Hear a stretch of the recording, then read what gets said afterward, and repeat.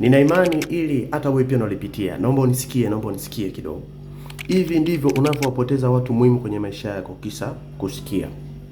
Na kurudisha nyuma kidogo. Ukienda kwa Hawa kumuuliza, vipi nyoka unamzungumziaje? Hawa atakwambia nyoka ni mnyama mbaya sana, amenilaghai, ameniambia uongo mwingi. Lakini huyo nyoka ukiuliza kwa wana wa Israeli, mnamzungumziaje nyoka? Atakwambia huo ni ushindi wetu. Maana ndiyo ishara ambayo Mungu aliitumia kwa kuwatoa utumwani.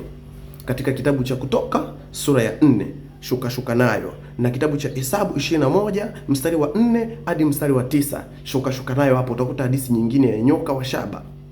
Ilikuwa ni ishara ambayo Mungu aliitumia kwa ajili ya kuwaokoa wana wa Israeli. Wao wana hadithi nzuri sana na nyoka. Nikupeleke kwa mtu mwingine ambaye anaitwa Nuhu. Nyote mnafahamu hadithi ya Nuhu.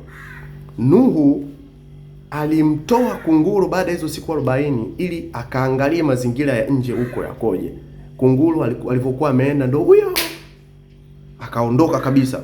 Ukimuulizia Nuhu kuhusu kunguru atakwambia huo muuni, huyo kunguru, yani kunguru muuni, ni bwege sana, nimemtuma lakini hajaniletea majibu na ndo ameondoka mazima. Lakini huyo kunguru ukienda kumuulizia Elia atakwambia kunguru ndiye pekee aliyekuwa ananilisha nilipokuwa kwenye kijito cha Gerithi. Hivyo basi kilicho kibaya kwa mwingine kwako kinaweza ikawa kizuri. Kwa sababu kama kila kitu kitakuwa kizuri kwa mwingine, wewe utapata kipi? Lazima kikawe kibaya kwa mwingine ili kikufikie na wewe. Kwa sababu unajua hata muda huu una mchumba, sawa, ambaye unatamba naye.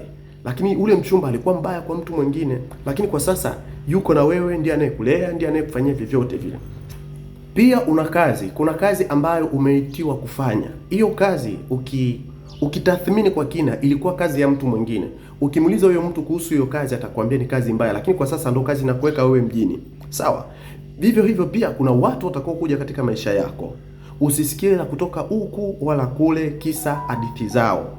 Kwa sababu ni lazima wawe wabaya huko ili kwako wapate kuwa wazuri. La muhimu na la msingi ni kwamba Mungu amekupa akili, amekupa hekima ni ili uyatumie kwa ajili ya kukulinda, kwa ajili ya kujilinda mwenyewe na kwa ajili ya maendeleo yako. Sawa. Kwa hiyo kila anayekuja kwako usimkatae. Tumia hekima yako, tumia akili yako na maisha yatasonga mbele. Kwa sababu huwezi ukajua nani atakuwa nani kesho. Amina.